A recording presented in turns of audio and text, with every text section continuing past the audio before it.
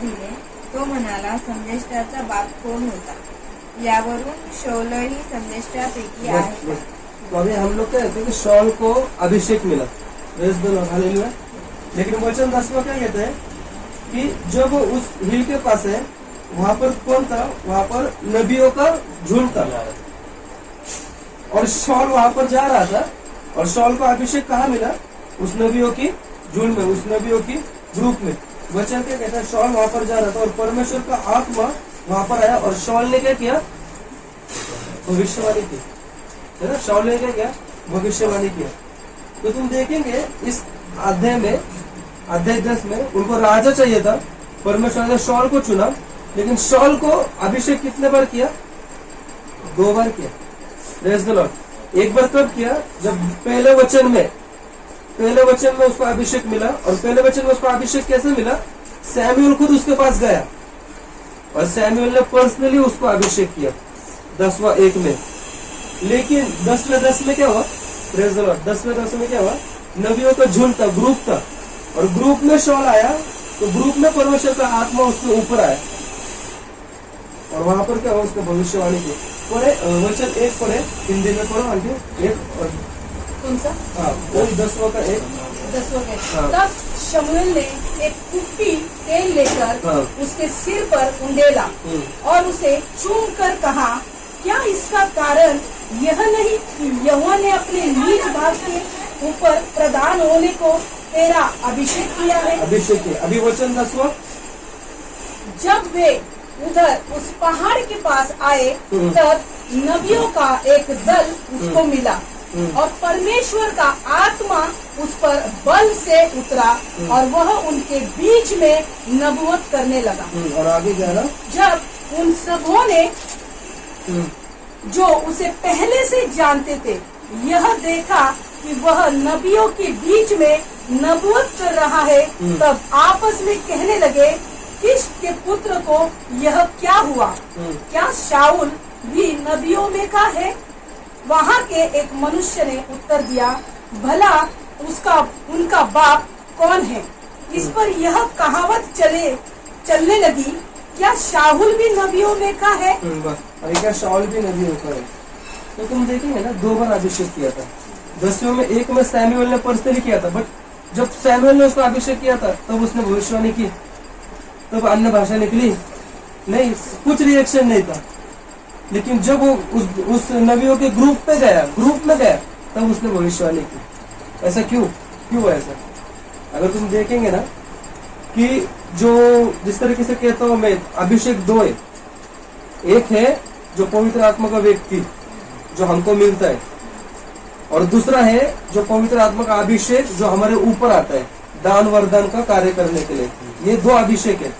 Praise the Lord. Hallelujah. लेकिन तुम देखेंगे ना, सबसे पहले जो पहला वाला अभिषेक है ना वो बहुत जरूरी है. जब तुमको पहला वाला अभिषेक यानी कि पहला वाला पवित्र आत्मा का व्यक्ति मिलता है ना, तब कोई चीज नहीं होती है. अन्य भाषा नहीं निकलेगी, टंग्स नहीं निकलेगी. बस तुम वचन पे विश्वास करो, पवित्र आत्मा का व्यक्ति पालो और बस शांति जीवन में आएगी. और जो दूसरा जो अभिषेक है वो तुमको ग्रुप में ही मिलेगा, झुंड में ही मिलेगा, चर्च में मिलेगा. आपको टंग्स का गिफ्ट है, आपको पर्सनली मिला, आप चर्च में गए, ग्रुप में गए, तब अभिषेक उतर के आया, है ना. आपको भी तभी हुआ, मेरे को भी तभी हुआ, आपको भी तभी. तो जो अभिषेक जो हमारे ऊपर आता है ना वो ग्रुप में ही आता है, लेकिन पर्सनल में कौन रहता है? व्यक्ति. और ये जो 2 चीजें है ना, ये प्रभु यीशु के चेलों में भी बताते हैं हमको. यीशु मसीह के 12 चेले थे. Praise the Lord. हालेलुया. लेकिन जब उनको पवित्र आत्मा नहीं मिला था, लेकिन जब यीशु मसीह मुर्दों में से जिंदा होने के बाद जिस तरीके से सैमुएल पर्सनली शौल को जाके मिलके अभिषेक किया, उस तरीके से यीशु मसीह भी उस रूम में बैठे थे और पर्सनली जाके मिला और सबको एक एक करके सबके ऊपर फूका, है ना. यूहन्ना में बताया एक एक करके अभिषेक किया. वो था पहला अभिषेक उनका. यूहन्ना के वचन में लिखा है कि जरूरत नहीं कि कोई भी हमको सिखाए, उसका अभिषेक जो हमारे अंदर बना रहता है वो खुद ही हमको सिखाता है. वो है पहला अभिषेक, व्यक्ति वाला.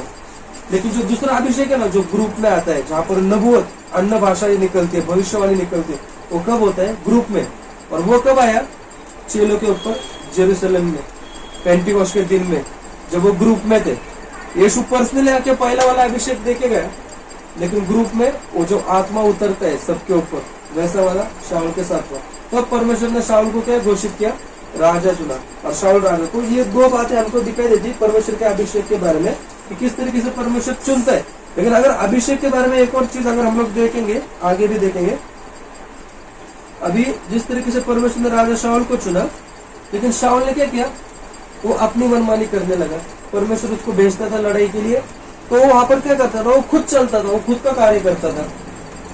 इस तरीके से परमेश्वर उससे नाराज हुआ। प्रभु बोलता कि मैं खेदित हुआ कि शाऊल ने क्या किया, और मैं क्या करता हूँ उसको, आई रिजेक्ट हिम, परमेश्वर बोलते हैं। उस वचन में जाते हैं हम लोग,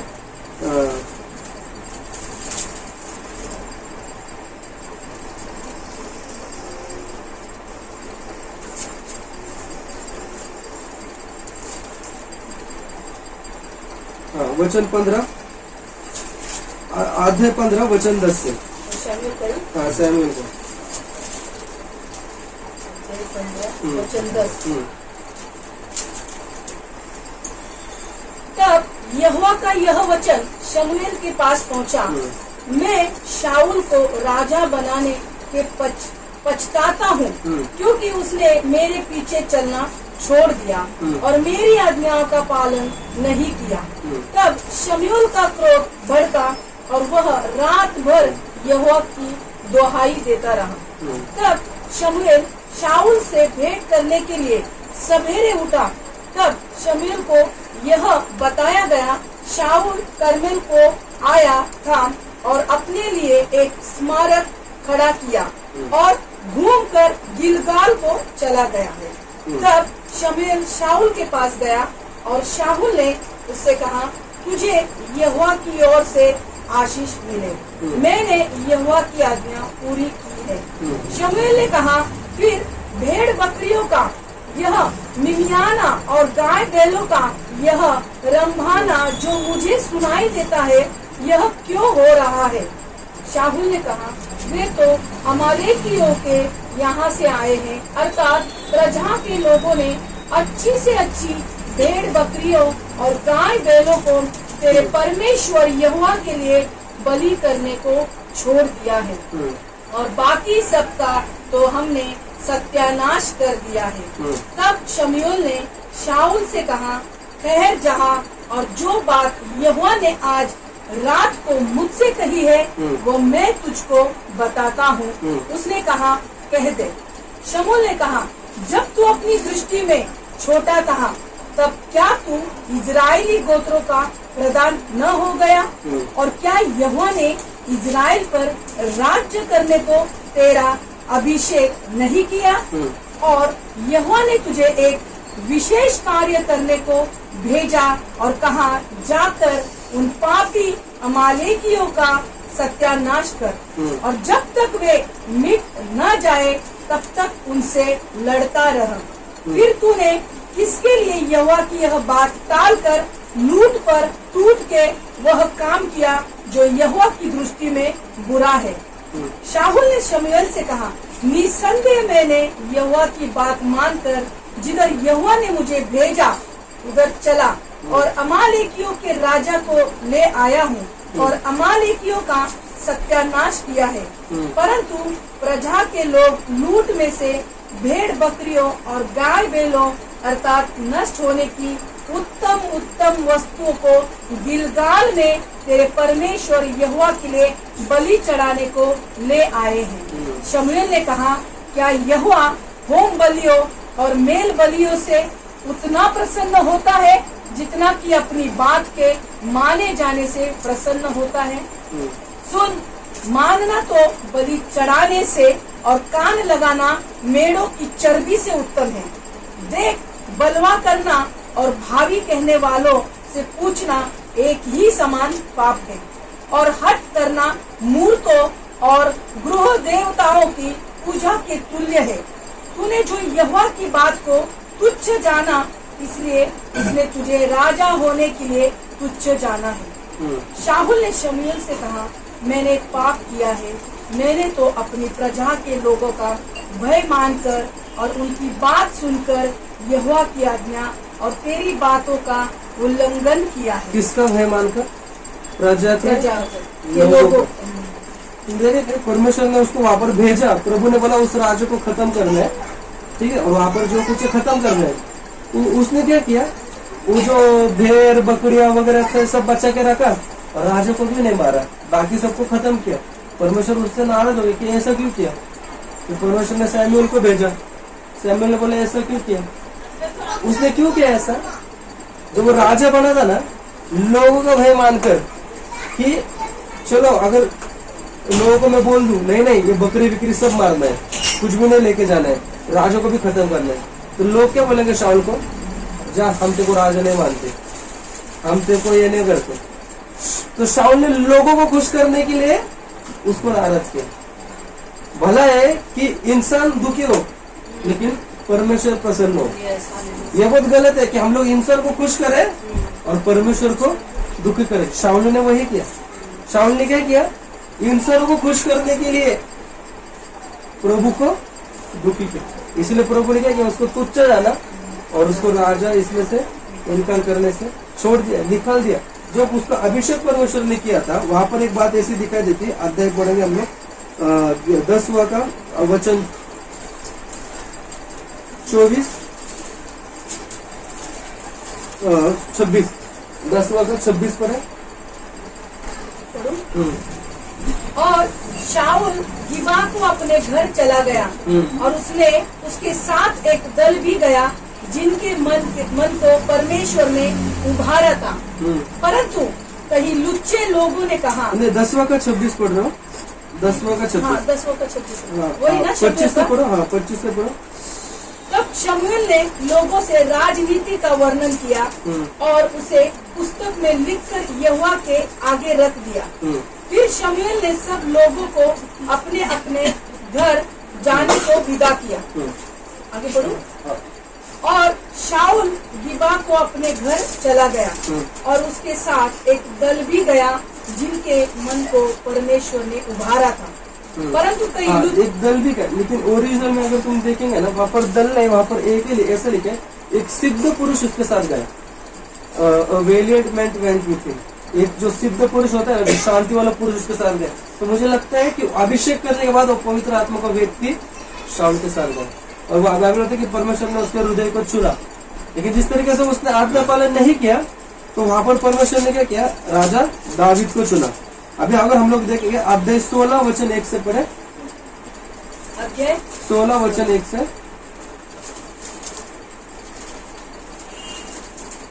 यहोवा ने शमूएल से कहा, मैंने शाऊल को इजराइल पर राज्य करने के लिए तुच्छ जाना है। तू कब तक उसके विषय विलाप करता रहेगा?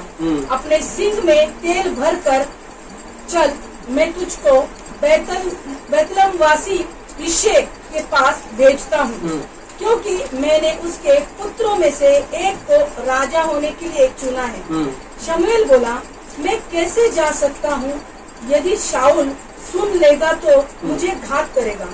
यहोवा ने कहा, एक बच्चियां साथ ले जाकर कहना, मैं यहोवा के लिए यज्ञ करने को आया हूँ, और यज्ञ पर यिशै को न्योता देना, तब मैं तुझे बता दूंगा कि तुझको क्या करना है, और जिसको मैं तुझे बताऊं उसी का मेरी ओर से अभिषेक करना। तब शमूएल ने यहोवा के कहने के अनुसार किया और बैतलहम को गया। उस नगर के पुरनिये थरथराते हुए उससे मिलने को गए और कहने लगे, क्या तू मित्र भाव से आया है कि नहीं? उसने कहा, हाँ मित्र भाव से आया हूँ, मैं यहोवा के लिए यज्ञ करने को आया हूँ। तुम अपने अपने को पवित्र करके मेरे साथ यज्ञ में आओ। तब उसने यिशै और उसके पुत्र को पवित्र करने यज्ञ में आने का न्योता दिया। जब वे आए तब उसने एलियाब पर दृष्टि करके सोचा, निश्चय यह जो यहोवा के सामने है वही उसका अभिषेक होगा। परंतु यहोवा ने शमूएल से कहा, न तो उसके रूप पर दृष्टि कर और न उसके कद की ऊंचाई पर, क्योंकि मैंने उसे अयोग्य जाना है। क्योंकि यहोवा का देखना मनुष्य का सा नहीं है। मनुष्य तो बाहर का रूप देखता है, परंतु यहोवा की दृष्टि मन पर रहती है। यहोवा किसको देखता है? परमेश्वर लोगों के मन पर, उनके हृदय को। अब पढ़े आंटी वचन वापस आगे से। तब यिशै ने अबीनादब को बुलाकर शमूएल के सामने भेजा और उनसे कहा, यहोवा ने इसको भी नहीं चुना। फिर यिशै ने शम्मा को सामने भेजा और उसने कहा, यहोवा ने इसको भी नहीं चुना। इस प्रकार यिशै ने अपने 7 पुत्रों को शमूएल के सामने भेजा और शमूएल यिशै से कहता गया, यहोवा ने इन्हें नहीं चुना। तब शमूएल ने यिशै से कहा, क्या सब लड़के आ गए?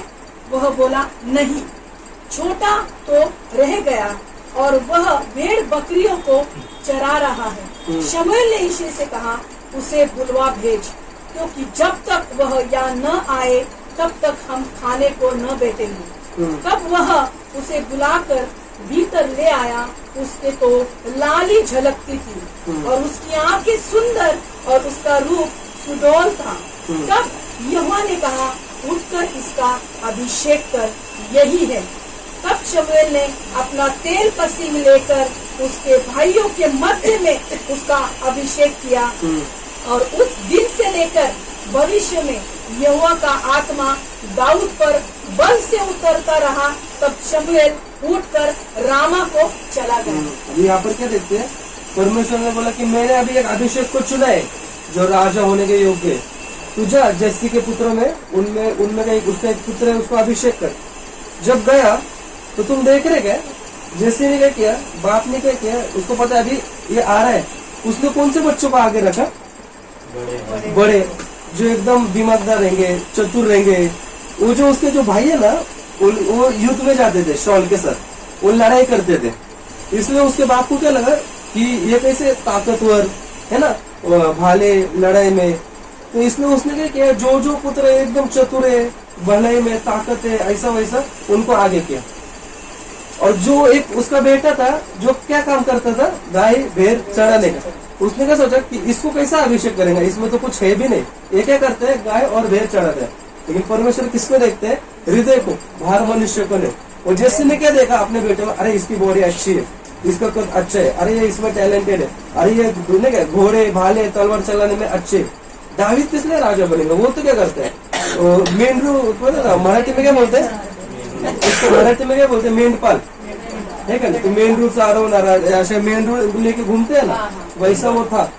लेकिन परमेश्वर ने उसको चुना, उसको देखा और उसको बुलाया और उसको अभिषेक किया, है ना, उसको राजा चुना। लेकिन अगर तुम देखेंगे ना, वहां पर क्या लिखा है, परमेश्वर बोलते हैं कि मैंने उसको चुना, मैंने उसको देखा। तुमको क्या लगता है कब परमेश्वर ने देखा रहेगा उसको, कब परमेश्वर ने उसको चुना रहेगा? एक्चुअली तुम देखेंगे ना, जब लोगों ने राजा मांगा उनको कि हमको शॉल चाहिए, हमको शॉल चाहिए, परमेश्वर ने दे दिया राजा। लेकिन परमेश्वर की नजर दावीद के ऊपर कब गई? दावीद मेंढपाल है, जो वो मेंढरू गाय बकरी भैंस लेके जंगल में जाता था। बाइबल में लिखा है जब वो जंगल में जाता था तो कोई नहीं था वहां पर, अकेले में क्या करता था, स्तुति आराधना करता था, अकेले में परमेश्वर को धन्यवाद करता था। लोग क्या करते हैं, सबके सामने करते हैं। दावीद अकेले में करता था, दावीद बंद कमरे में करता था, दिखाने के लिए नहीं करता था, बस परमेश्वर की स्तुति करता था, आराधना करता था, गीत गाता था, और उसके लिए वही टाइम पास था। उसके भाइयों के लिए क्या टाइम पास था कि जाएंगे तलवार को धार करेंगे, है ना, भालों को धार करेंगे, युद्ध की प्रैक्टिस करेंगे, ये सब था। उसके लिए क्या था, उसके लिए कुछ नहीं, एक काटी लेने का मेंढू के बीच देगा, दर फुर करते रहो, चला जंगल में, वो जो उसके लिए था। लेकिन वहां पर जाके वो परमेश्वर की स्तुति करता था, आराधना करता था, परमेश्वर को प्रसन्न करता था। और तब जाके परमेश्वर स्वर्ग से देखा होगा कि ये कौन है, ठीक है, जो रोज जंगल में आता है मेंढरू लेके और रोज मेरी स्तुति करता है, मेरी आराधना करता है। मैं इसको रोज देखता हूँ मेरी स्तुति। इसलिए परमेश्वर को पसंद आने लगा। परमेश्वर ने क्या बोला मालूम दाऊद के विषय में कि मेरे हृदय के अनुसार, क्या बोला, मेरे हृदय के अनुसार मेरे को पसंद है। तुमको मालूम क्या, वो प्यार सबसे करता है, वो तो पसंद है ना, वो किन कुछ करते हैं। पसंद और प्यार में फर्क है। परमेश्वर सबसे प्यार करता है, चाहे अमीर है, गरीब है, पापी है, न्यायी है, नहीं क्या, बड़ा है, छोटा है, प्यार वो सबसे करता है। उसका प्यार में कोई ये नहीं है, प्यार उसका एक समान है। लेकिन वो जो पसंद लाइकनेस वो किस किस कुछ करते हैं, वो कैरेक्टर देता है, वो क्वालिटी देता है। वो देखेगा एक को कि भाई ये मेरे लिए अपना घर परिवार त्याग कर रहे हैं, ठीक है, आई लाइक हिम, मैं इसको पसंद करता हूँ। वो देखेगा एक को कि कुछ भी हो जाए लेकिन ये मेरे को प्रथम स्थान देता है, आई लाइक हिम। कुछ भी हो जाए ये मीटिंग में पहले आता है, वक्त पर आता है, आई लाइक हिम, मैं इसको पसंद करता हूँ। तो पसंद वो किस किस कुछ करता है। हमारा कोई चरित्र रहता है ना जो उसको बहुत भाता है, जो उसको बहुत पसंद आता है। इसलिए यीशु के विषय में क्या कहता है, ये मेरा प्रिय पुत्र है, इस पर मैं अति प्रसन्न हूँ। क्या लिखा है, प्रसन्न, मैं इस पे खुश हूँ, मैं इसको बहुत पसंद करता हूँ, इसलिए लिखा प्रसन्न। यहाँ तक कि परमेश्वर शाऊल से भी प्यार करता था और दावीद से भी प्यार करता था, लेकिन वो पसंद दावीद को करता था। क्यों? क्योंकि दावीद अकेले में स्तुति आराधना करता था। दावीद का कुछ तो कैरेक्टर था, कुछ तो चरित्र था जो परमेश्वर को बहुत भाता था, उसको पसंद आता था, तो इसलिए परमेश्वर ने दावीद को चुना। अब आगे पढ़े 14 से 14। यहोवा का आत्मा शाऊल पर से उठ गया और यहोवा की ओर से एक दुष्ट आत्मा उसे घबराने लगा।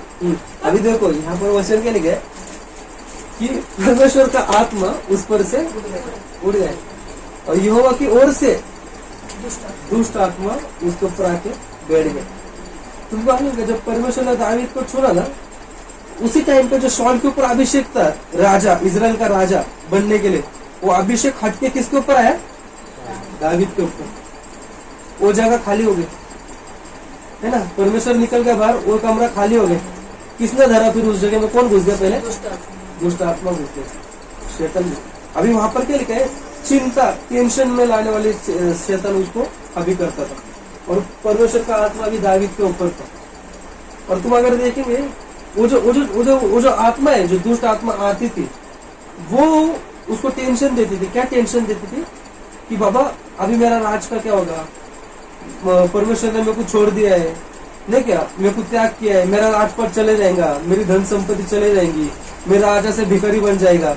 वो टेंशन उसको आता था और शाऊल के हाथ में हमेशा वो स्पीयर जो रहता है ना, भाला रहता था। तो जब भी वो दुष्ट आत्मा उसको आती थी तो दुष्ट आत्मा उसको भेजती थी, देख परमेश्वर ने दावीद को चुना है, अभी दावीद राजा बनेगा, तो उसको जलाती थी वो दुष्ट आत्मा और वो बोलता था कि अभी क्या होगा करके, मेरा राज पर चला जाएगा। तो वो क्या करता था, शाऊल वो भाला लेके दावीद को मारता था और दावीद वहां से भाग जाता था। लेकिन तुम अगर देखे ना, जब भी वो दुष्ट आत्मा आती थी ना, तो दावीद ही था जो आके स्तुति आराधना करता था और दुष्ट आत्मा वहां से चली जाती थी। तो शाऊल ने क्या किया, दावीद को अपने पास रखा, बोला ये किसका बेटा है, इसको मेरे पास रखो। क्योंकि जब भी वो टेंशन आता है ना, इसकी स्तुति आराधना से क्या होता है, मेरा टेंशन निकल जाता है, इसको मेरे पास ही रखो। तो इस तरीके से फिर यहाँ पर क्या होता है कि बाद में वो इस तरीके से होने लगा ना, वो इतना बढ़ गया, दावीद का जो जेलसी था, वो दुष्ट आत्मा का स्वभाव इतना बढ़ गया राजा शाऊल में, तो दावीद के पीछे ही लग गया मारने के लिए। उसने प्लान बनाया कि बैठक में हम लोग क्या करेंगे, खाने के बैठक में दावीद को बुलाओ और हम सब लोग मिलके इसको मारेंगे। इस तरीके से एक कहानी में ऐसा लगा कि दावीद ने गोलियत को मारा। वहां पर एक ऐसा वचन भी कहते हैं कि गोलियत को सब डर रहे थे, यहाँ तक कि दावीद के जो बड़े भाई थे वो भी डर गए। लेकिन दावीद जब गया तो उसने क्या बोला कि जब मैं भेड़ और बकरी को चराता हूँ ना, तो मैंने क्या किया है ना, मैंने सिंह को और भेड़ को क्या बोलते हैं, हंसवल, उनसे लड़ाई करके मेंढरों को उनके मुंह से बाहर निकल के मैंने बचाया है। वैसा क्यों बोलता मालूम, कि तुम देखेंगे ना, परमेश्वर ने राजा दावीद को ऑलरेडी ट्रेन किया था जंगल में, जब वो भेड़ बकरियों को चराता था, पर्सनली उसको ट्रेन किया। और जब वो पूरा ट्रेनिंग पाया ना, तब उसको बाहर निकाला।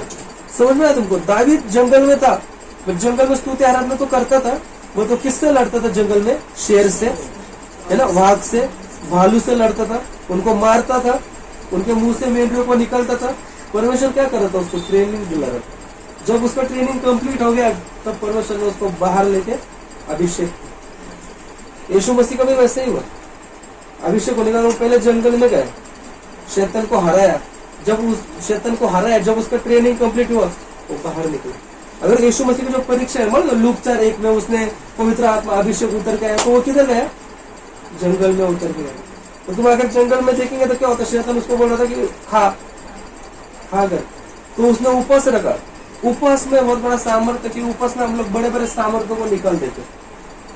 क्योंकि तुमको पता है पाप कैसे आया था, आदम के खाने से पाप आया था। आदम ने क्या किया, खाया और पाप को लेके आया।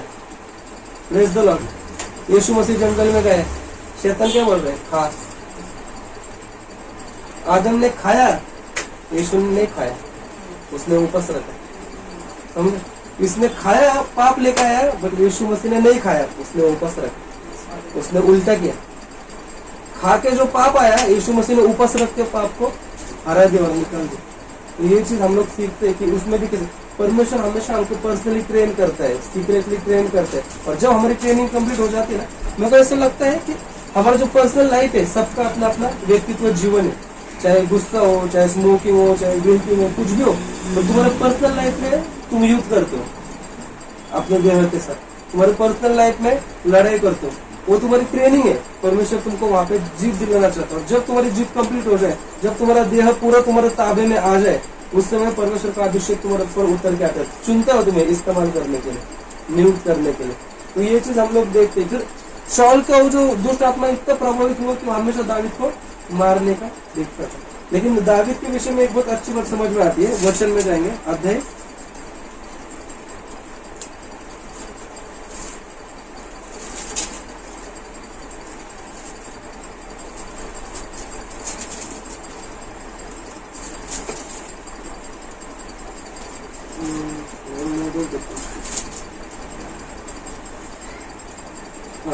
24, हाँ वही अध्याय 24 वचन 1 से पढ़े। 1 से। जब शाऊल फलिश्तियों का पीछा करके लौटा, तब उसको यह समाचार मिला कि दाऊद एनगदी के जंगल में है। तब शाऊल समस्त इजरायलियों में से 3000 को छांटकर दाऊद और उसके जनों को बनेले बकरों की चट्टानों पर खोजने गया।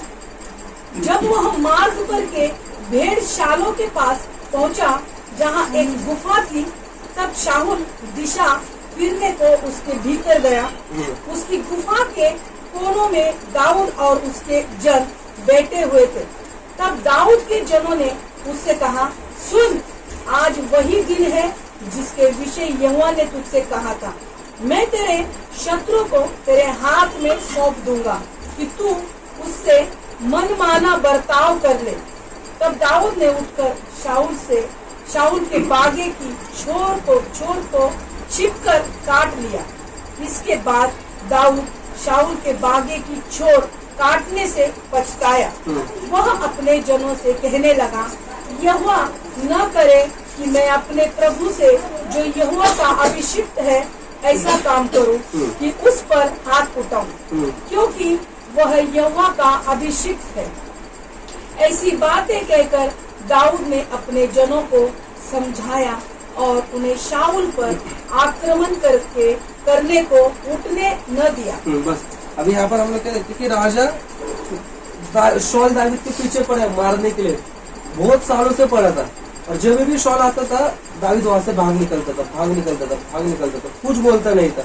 दाऊद शाऊल को कुछ करता नहीं था, पर शाऊल क्या करता था, राज्य और कभी यारा होता था जो दुष्ट आत्मा उसके ऊपर आती थी, उसको जेलसी दिखाती थी, ईर्ष्या दिखाती थी, तो उससे वो दाऊद के पीछे लगता था उसको मारने के लिए।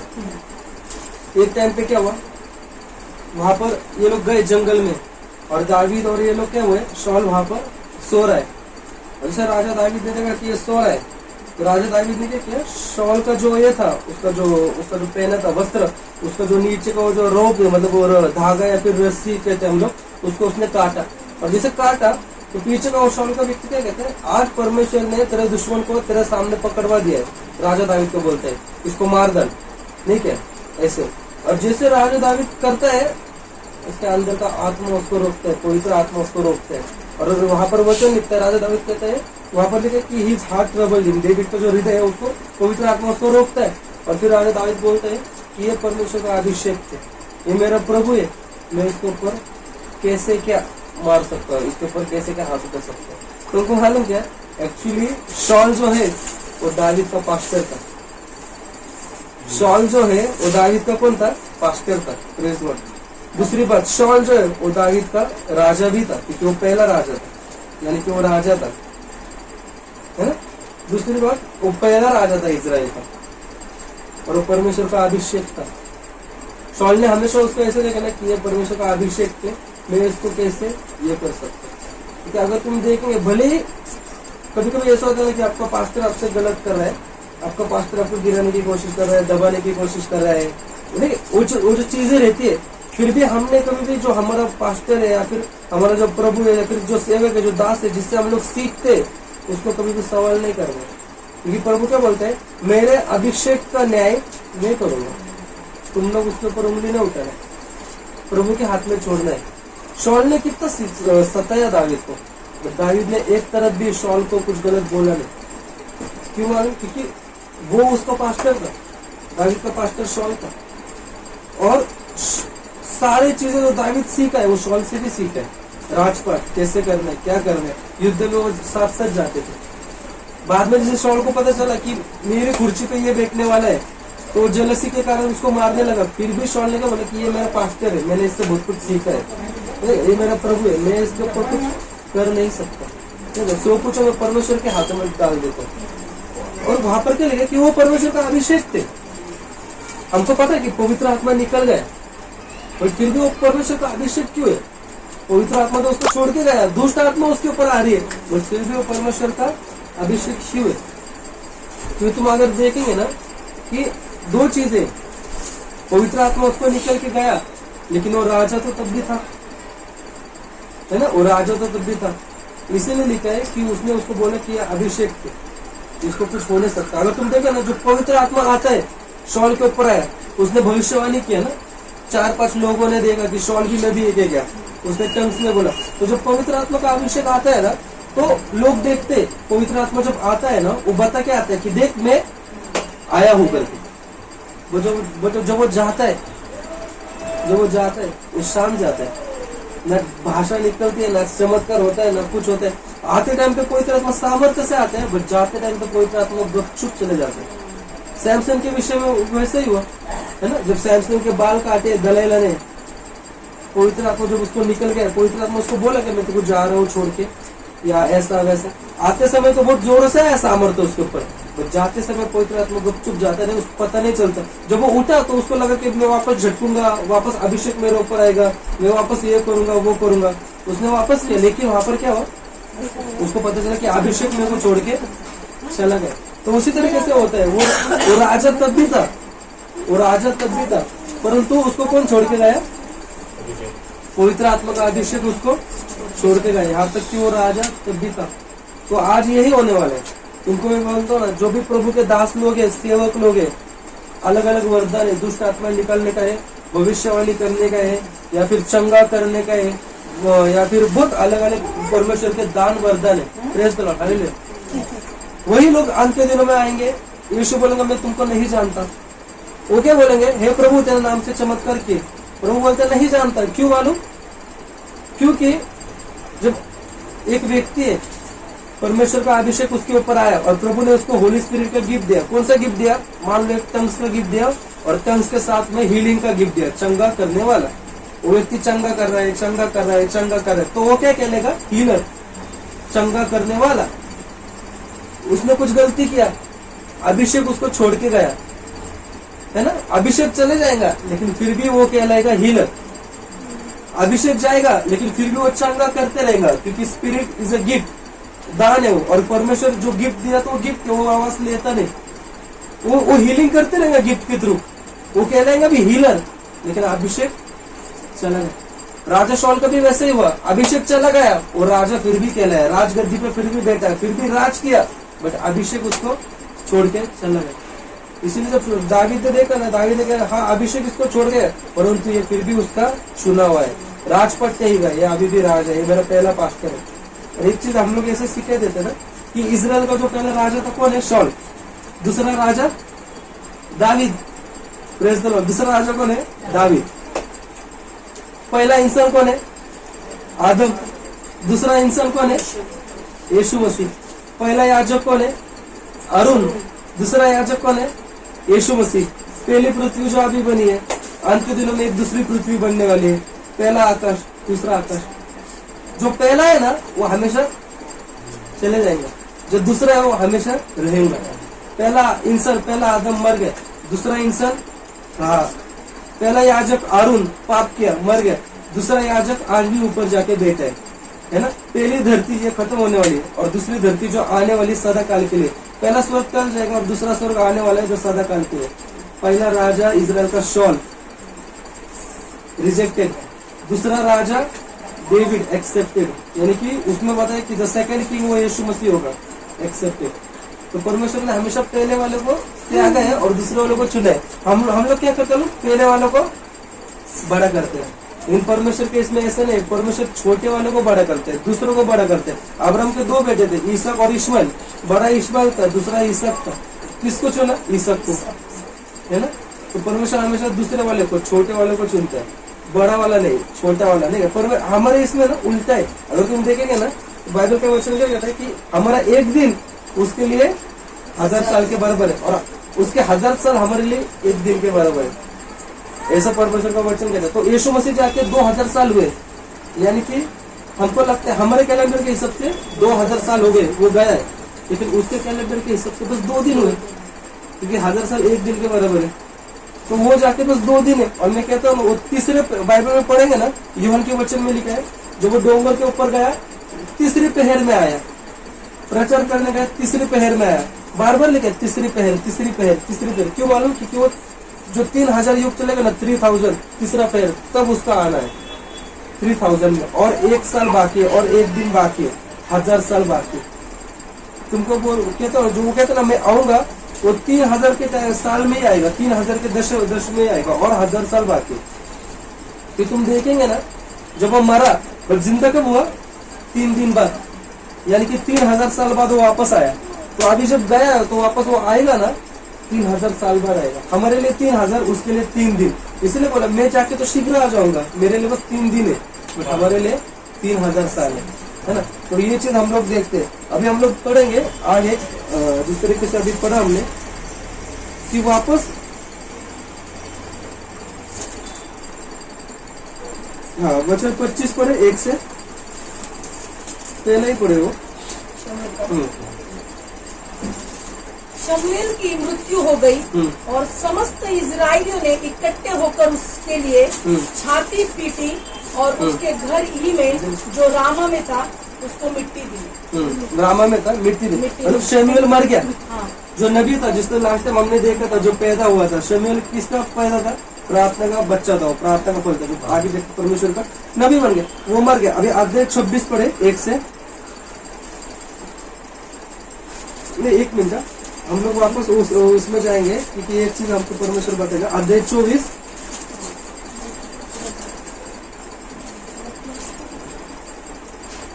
15 से पढ़े।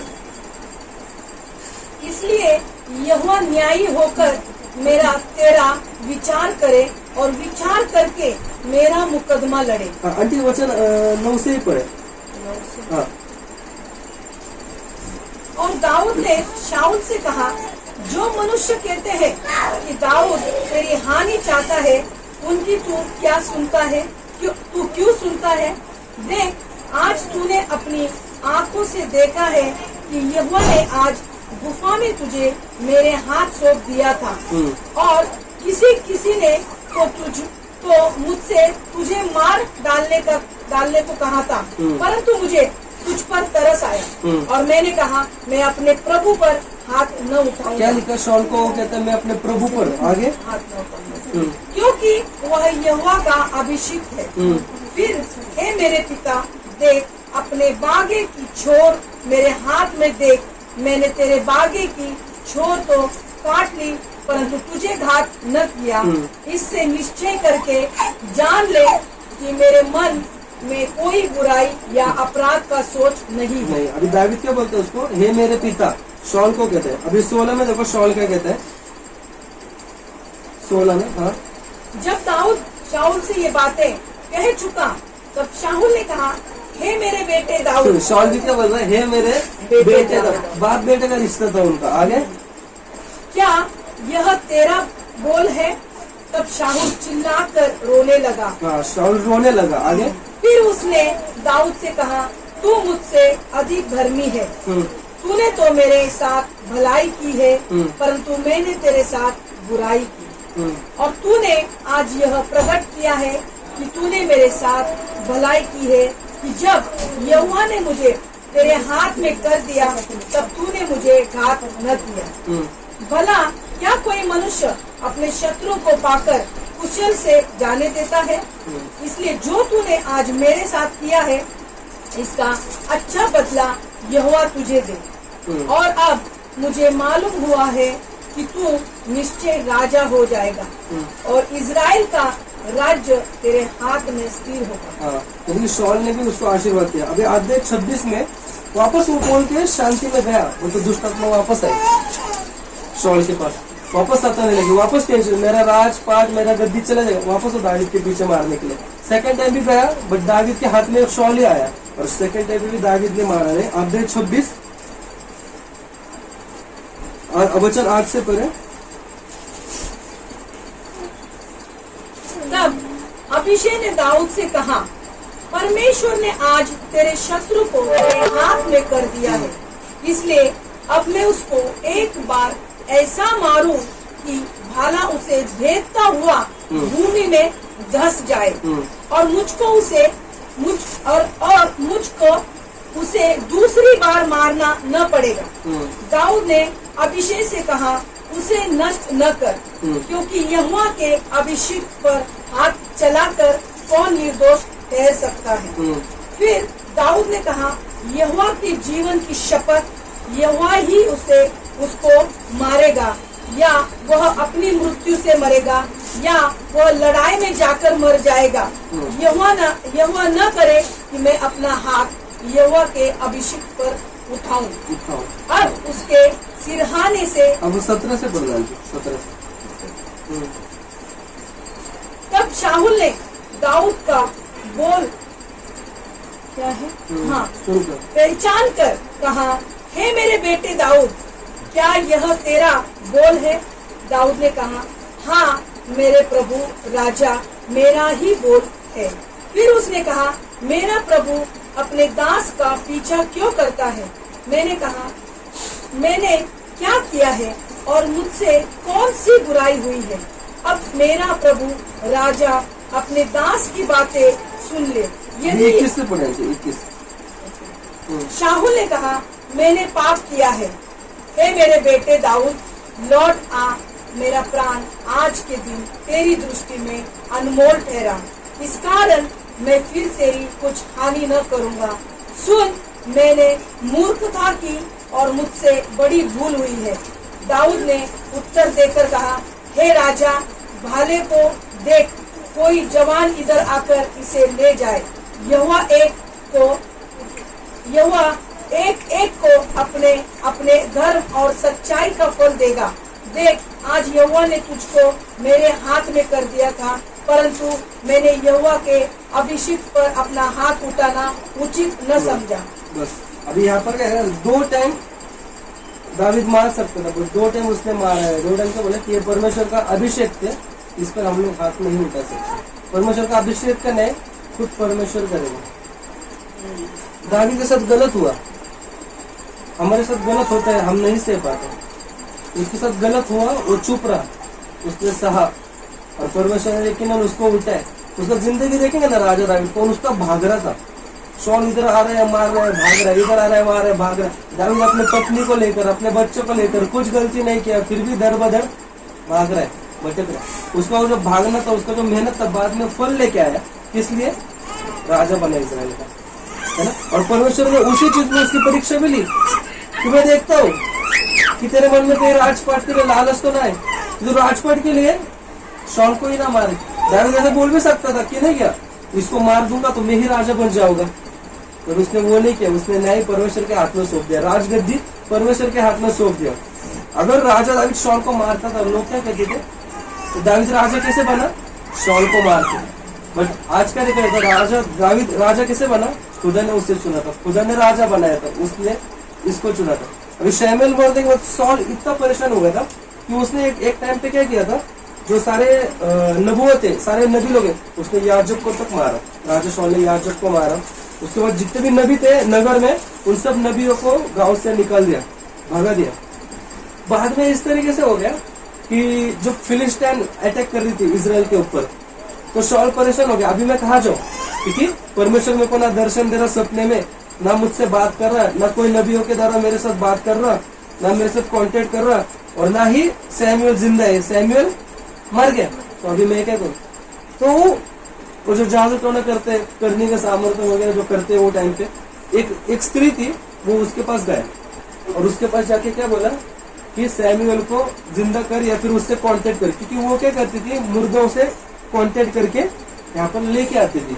लेकिन उधर एक चीज मेरे को बहुत लोग सवाल पूछते हैं कि सैमुएल जिंदा हुआ, वो उस औरत में इतना सामर्थ्य था कि सैमुएल को जिंदा किया, कैसे का जो मरा हुआ सैमुएल वहां से निकल के आया बात करने के लिए, तो उस औरत में सामर्थ्य था क्या। तो हम लोग वचन में देखेंगे वो चीज, अध्याय 28 निकले,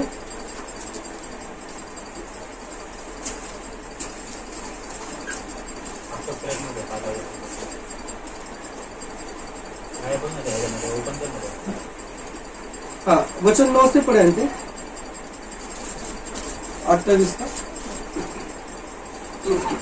स्त्री ने उससे कहा, तू जानता है कि शाऊल ने क्या किया है, कि उसने ओझों और भूत सिद्ध करने वालों का देश से नाश किया है। फिर तू मेरे प्राण के लिए क्यों फंदा लगाता है कि मुझे मरवा डाले। शाऊल ने यहोवा की शपथ खाकर उससे कहा, यहोवा के जीवन की शपथ, इस बात के कारण तुझे दंड न मिलेगा। तब स्त्री ने पूछा, मैं तेरे लिए किसको बुलाऊं? उसने कहा, शमूएल को मेरे लिए बुला। जब स्त्री ने शमूएल को देखा तब ऊंचे शब्द से चिल्लाई और शाऊल से कहा, तूने मुझे क्यों धोखा दिया? तू तो शाऊल है। राजा ने उससे कहा, मत डर, तुझे क्या देख पड़ता है? स्त्री ने शाऊल से कहा, मुझे एक देवता पृथ्वी में से चढ़ता हुआ दिखाई पड़ता है। उसने उससे पूछा, उसका कैसा रूप है? उसने कहा, एक बूढ़ा पुरुष बागा ओढ़े हुए चढ़ा आता है। तब शाऊल ने निश्चय जानकर कि वह शमूएल है, औंधे मुंह भूमि पर गिर के दंडवत किया। शमूएल ने शाऊल से पूछा, तूने मुझे ऊपर बुलवाकर क्यों सताया है? शाऊल ने कहा, मैं बड़े संकट में पड़ा हूँ, क्योंकि पलिश्ती मेरे साथ लड़ रहे हैं और परमेश्वर ने मुझे छोड़ दिया, और अब मुझे न तो भविष्यवक्ताओं के द्वारा उत्तर देता है और न सपनों के। इसलिए मैंने तुझे बुलाया कि तू मुझे जाता दे कि मैं क्या करूं। शमूएल ने कहा, जब यहोवा तुझे छोड़कर तेरा शत्रु बन गया तब तू मुझसे क्यों पूछता है? यहोवा ने तो जैसा मुझसे कहलवाया था वैसा ही उसने व्यवहार किया है, अर्थात उसने तेरे हाथ से राज्य छीनकर तेरे पड़ोसी दाऊद को दे दिया है।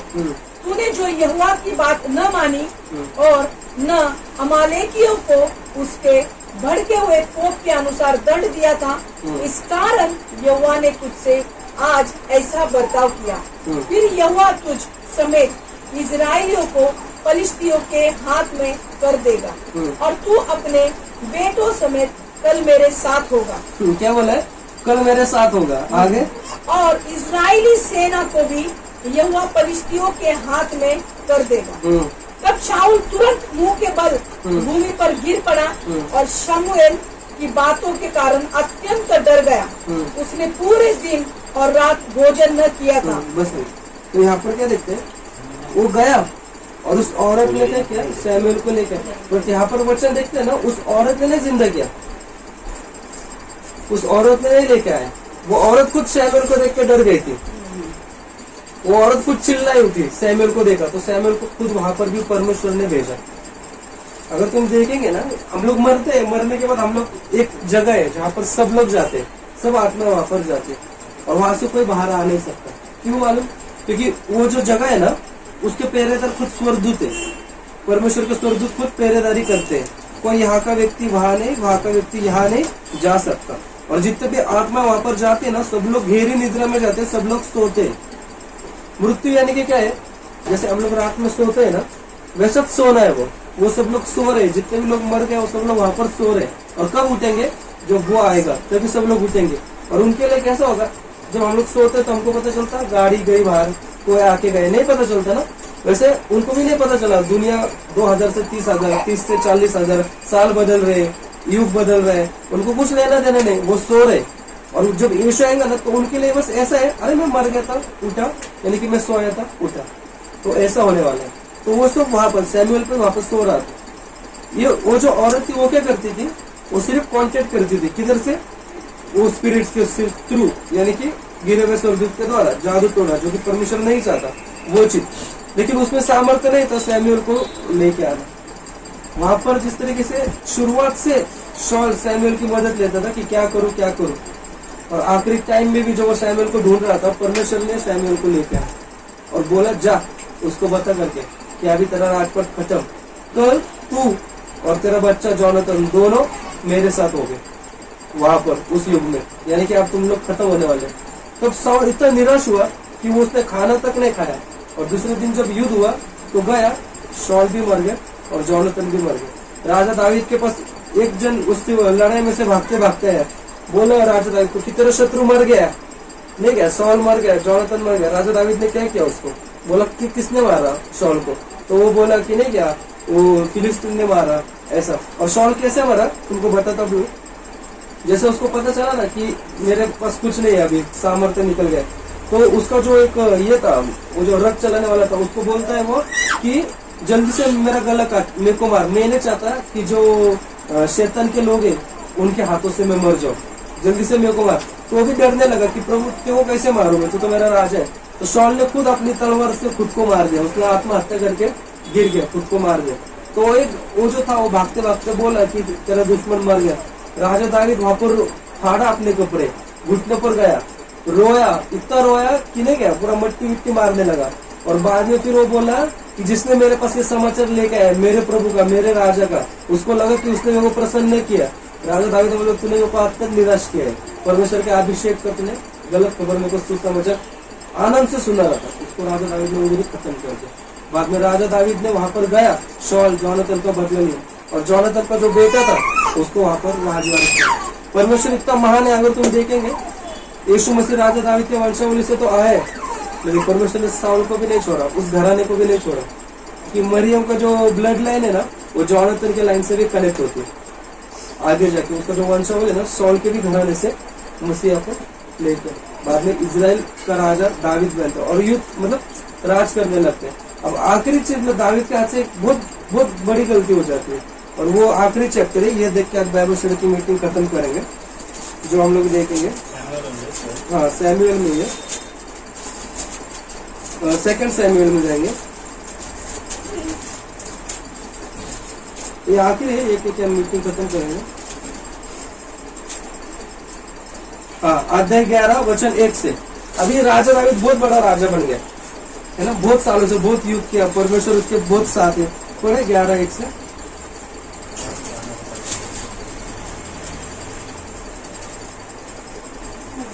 फिर जिस समय राजा लोग युद्ध करने को निकला करते हैं, उस समय अर्थात वर्ष के आरंभ में दाऊद ने योआब को और उसके संग अपने सेवकों को और समस्त इजराइलियों को भेजा, और उन्होंने अमोनियों का नाश किया और रब्बा नगर को घेर लिया, परंतु दाऊद यरूशलेम में रह गया। सांझ के समय दाऊद पलंग पर से उठकर राजभवन की छत पर टहल रहा था, और छत पर से उसको एक स्त्री जो अति सुंदर थी नहाती हुई देख पड़ी। जब दाऊद ने भेजकर उस स्त्री को पूछवाया, तब किसी ने कहा, क्या वह एलियाम की बेटी और हित्ती उरिया की पत्नी बतशेबा नहीं है? तब दाऊद ने दूत भेजकर उसे बुलवा लिया, और वह दाऊद के पास आई और वो उसके साथ सोया। वह तो ऋतु से शुद्ध हो गई थी, तब वह अपने घर लौट गई, और वह स्त्री गर्भवती हुई। तब दाऊद के पास कहला भेजा कि मुझे गर्भ है। तब दाऊद ने योआब के पास कहला भेजा, हित्ती उरिया को मेरे पास भेज। तब योआब ने उरिया को दाऊद के पास भेज दिया। जब उरिया उसके पास आया, तब दाऊद ने उससे योआब और सेना का कुशल क्षेम और युद्ध का हाल पूछा। तब दाऊद ने उरिया से कहा अपने घर जाकर अपने पांव धो।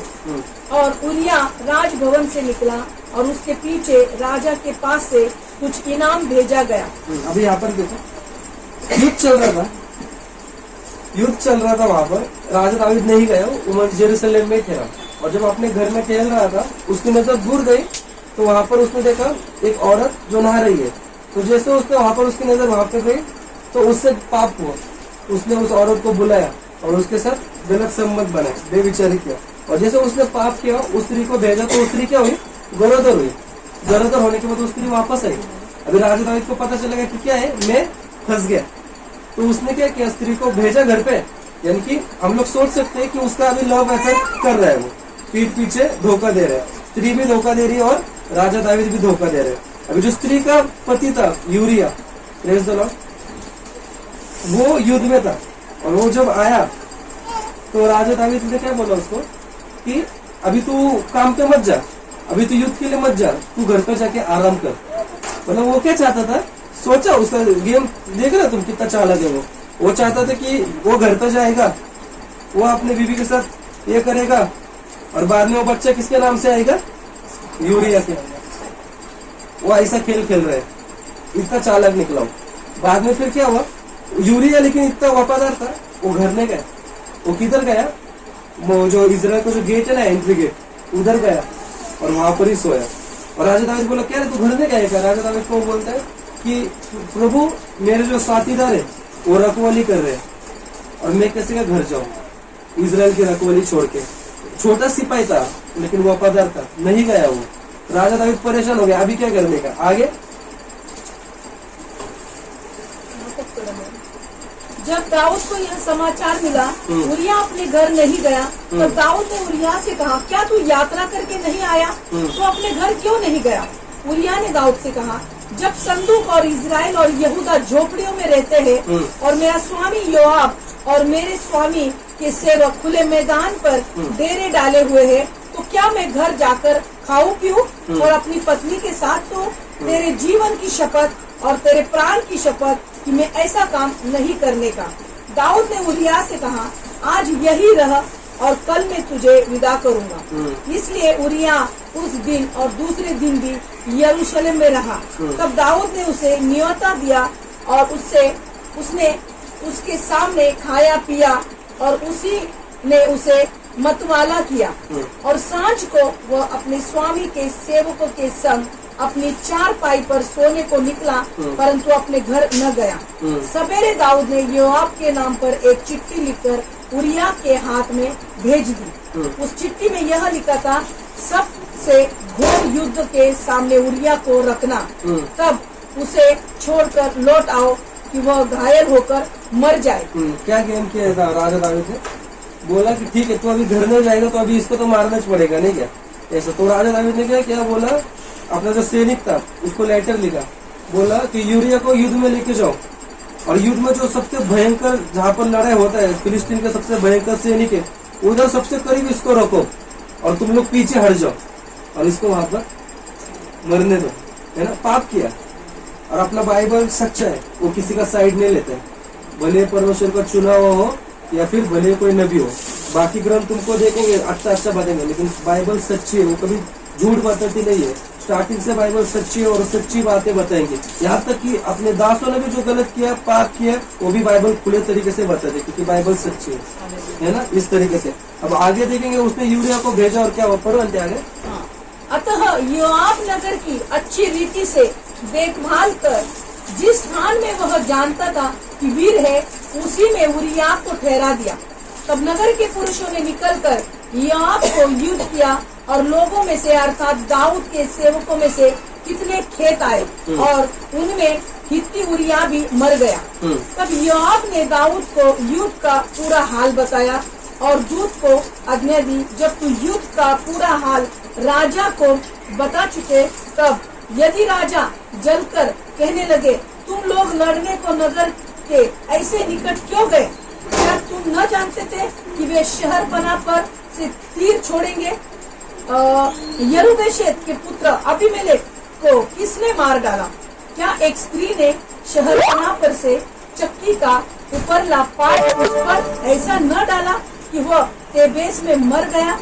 फिर तुम शहर बना के ऐसे निकट क्यों गए? तो तू यो कहना, तेरा दास उरिया हित्ती भी मर गया। हाँ, मतलब उसने प्लानिंग किया और उसके दास को मरा। अभी वचन 27 पर है। और जब उसके विलाप के दिन बीत गए, तब दाऊद ने उसे बुलवाकर अपने घर में रख लिया। दाऊद ने क्या किया, यूरिया के बीवी को बुलाया और उसके साथ शादी की और अपने घर पे रखा। और वह उसकी पत्नी हो गई और उसके पुत्र उत्पन्न हुआ। परंतु उस काम से जो दाऊद ने किया था, यहोवा क्रोधित हुआ। हाँ, अभी वो बोला यहोवा धर्मी है। बोला मेरे सामने, यहोवा धर्मी है, यहोवा सच्चा है। तो जो दाविद से किया, तो तुमको क्या लगता है? दाविद से वो अति प्रसन्न है, दाविद के हृदय का अनुसार व्यक्ति है, दाविद को उसने चुना है, दाविद को प्रसन्न है। तो जब दाविद से पाप हुआ तो क्या यहोवा उसकी साइड लेगा? नहीं लेगा। वो क्या करेगा? वो परमेश्वर है, वो वफादार है, जिसके साथ बुरा हुआ है वो देखता है। यदि उसने दाविद को चुपके में देखा तो दाविद ने जो प्लान रचा है यूरिया को मारने के लिए, वो तो कितना खतरनाक था, वो परमेश्वर ने नहीं देखा। उसके बाद जो हुआ 12 पढ़े 1 से 12 तब यहोवा ने दाऊद के पास नातान को भेजा। हाँ। और वह उसके पास जाकर कहने लगा, एक नगर में 2 मनुष्य रहते थे, जिनमें से एक धनी और एक निर्धन था। धनी के पास तो बहुत सी भेड़ बकरियां और गाय बैल थे, परंतु निर्धन के पास भेड़ की एक छोटी बच्ची को छोड़ और कुछ भी न था, और उसको उसने मोल लेकर जिलाया था। वह उसके यहाँ उसके बाल बच्चों के साथ ही बड़ी थी। वह उसके टुकड़ों में से खाती और उसके कटोरे में से पीती और उसकी गोद में सोती थी, और वह उसकी बेटी के समान थी। फिर धनी के पास एक यात्री आया और उसने उस यात्री के लिए जो उसके पास आया था भोजन बनवाने को अपनी भेड़ बकरियों या गाय बैलों में से कुछ न लिया, परंतु उस निर्धन मनुष्य की भेड़ की बच्ची लेकर उस जन के लिए जो उसके पास आया था भोजन बनवाया। तब दाऊद का कोप उस मनुष्य पर बहुत भड़का और उसने नातान से कहा, यहोवा के जीवन की शपथ, जिस मनुष्य ने ऐसा काम किया वह प्राण दंड के योग्य है। हाँ, अभी क्या हुआ? परमेश्वर ने नेतन को भेजा। अब जैसे भेजा तो नेतन उसको बोलता है कि नहीं, क्या कहानी सुनाता है कि 2 मनुष्य थे, एक अमीर और एक गरीब। अमीर के पास गाय भैंस घर बकरी वगैरह सब था उसके पास और बहुत ज्यादा था। बस गरीब के पास बस एक ही मेंढरू था, और वो मेंढरू को उसने पाला बड़ा किया। नहीं, वो मेंढरू उसका बहुत पेट, जैसे डॉग अपना कुत्ता कैसे अपना करीब का होता है, वैसे वो एक ही था। बोले राजा ने क्या किया मालूम? उसके घर पे जब पावने आए तो उसने क्या किया, राजा ने, मतलब कि वो दूसरे व्यक्ति अमीर व्यक्ति ने क्या किया, अपना मेंढरू नहीं काटा, जबकि उसके पास बहुत सारे थे, गरीब का लेके काटा। राजा दावी क्रोधित हुआ, बोलते हैं कि ये किसने किया? नहीं क्या, परमेश्वर की शपथ, जिसने ये किया है वो व्यक्ति जिएगा नहीं, मेरे को बता करके। फिर राजा नेतन बोलते है, आगे पढ़ो। और उसको उस भेड़ की बच्ची का 4 गुना भर देना होगा, क्योंकि उसने ऐसा काम किया और कुछ दया नहीं की। तब नातान ने दाऊद से कहा, तू ही वह मनुष्य है। क्या बोला? नातान बोला तू ही वो मनुष्य है। आगे, इजराइल का परमेश्वर यहोवा यूं कहता है, मैंने तेरा अभिषेक करके तुझे इजराइल का राजा ठहराया। देखो, उसने शॉल का नहीं किया, लेकिन उसने दावीद का साइड नहीं लिया। उसने दावीद को भी बोला, इजराइल का परमेश्वर यह कहता है, मैंने अभिषेक करके देखो राजा ठहराया। आगे, और मैंने तुझे शाऊल के हाथ से बचाया, और शाऊल के हाथ से भी बचाया। आगे, फिर मैंने तेरे स्वामी का भवन तुझे दिया। हाँ, तेरे स्वामी, तेरे पास्टर का चर्च तेरे को दिया, यानी कि तेरा पास्टर, तेरा जो राजा था उसका राजपद तेरे को दिया। आगे, और तेरे स्वामी की पत्नियां तेरे भोग के लिए दी। और आगे, और मैंने इजराइल और यहूदा का घराना तुझे दिया था, और यदि यह थोड़ा था तो मैं तुझे और भी बहुत कुछ देने वाला था। यदि ये थोड़ा था तो मैं तुमको और भी बहुत कुछ देता था, तू मांग लेता था तो। लेकिन आगे, तूने यहोवा की आज्ञा तुच्छ जानकर क्या वह काम किया जो उसकी दृष्टि में बुरा है। हित्ती हुरिया को तूने तलवार से घात किया। क्या बोला यहोवा कि यूरिया को तूने तलवार से घात किया। आगे, और उसकी पत्नी को अपनी कर लिया और है, उसकी पत्नी को अपनी कर लिया। और उरिया को उरिया को अमोनियों की तलवार से मरवा डाला है, इसलिए अब तलवार तेरे घर से कभी दूर न होगी। आया परमेश्वर का न्याय उसके भी ऊपर पड़ा, क्या बोला, अब तलवार भी तेरे घर से कभी दूर नहीं रहेगी। आगे, क्योंकि तूने मुझे तुच्छ जानकर हित्ती हुरिया की पत्नी को अपनी पत्नी कर लिया है। यहोवा यूं कहता है, सुन, मैं तेरे घर में से विपत्ति उठाकर तुझ पर डालूंगा। कितना भयंकर श्राप यहोवा देते हैं पता है दावीद को, पढ़ोगे ना ऐसा तुम्हारा कान ऐसा कांप जाएगा। क्या बोलते हैं कि पूरा क्यों वचन और कौन सा वापस?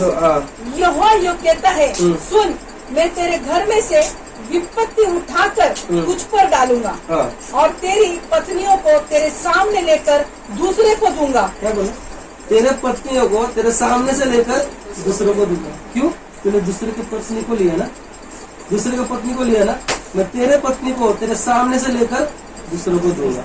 आगे, और वह दिन दोपहरी में तेरी पत्नियों से कुकर्म करेगा। हाँ, क्या लगा है? दिन में और दोपहर में तेरे पत्नियों के साथ बेविचारी करेंगे। और आगे, तूने तो वह काम छिपकर किया, मैं यह काम सब इजराइलियों के सामने दिन दोपहर करूंगा। क्या बोला, तूने तो चुपके से किया, शारीरिक बेविचारी संबंध चुपके से बनाया, चुपके से लेकर आया, चुपके से यूरिया को मार दिया। बट देख, मेरा न्याय ऐसा होगा ना कि मैं तो सबके सामने करूंगा, मैं खुल्ला तेरा तमाशा बनूंगा।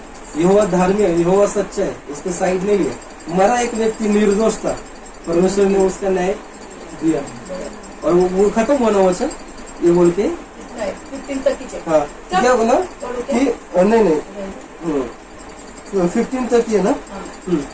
तब दाऊद ने नातान से कहा, मैंने यहोवा के विरुद्ध पाप किया है। बस हाँ जी, बस। तो क्या लिखे कि परमेश्वर का न्याय ऐसा है ना, तूने गपचुप से किया, लेकिन मैं सबके सामने करूंगा।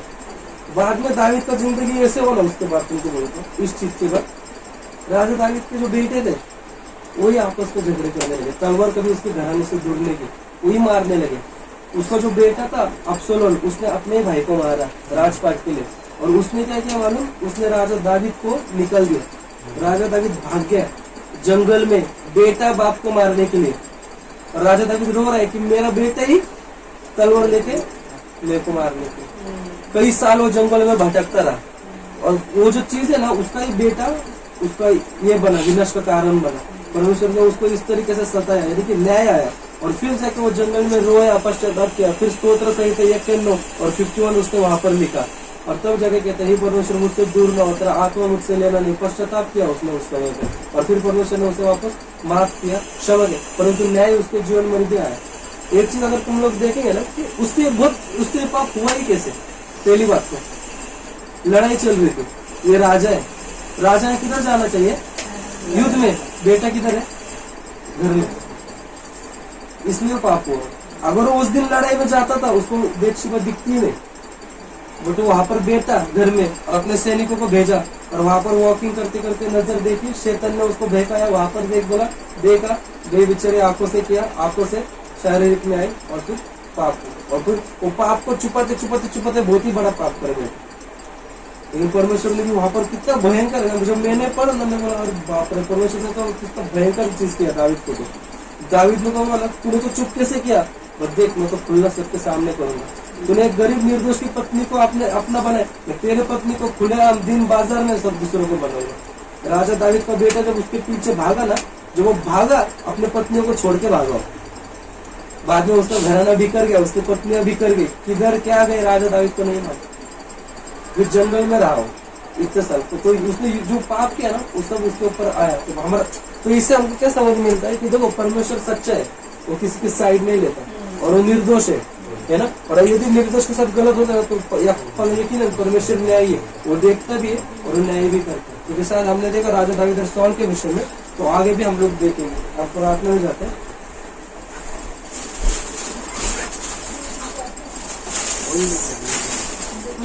मी ग्रुपवरती ही स्टोरी टाकली आहे, मूवी आहे कार्टूनचा, त्याचं बघा सगळं, छान आहे, सुंदर दिसतंय, बैटरी लो है, बंद हो जाएगा।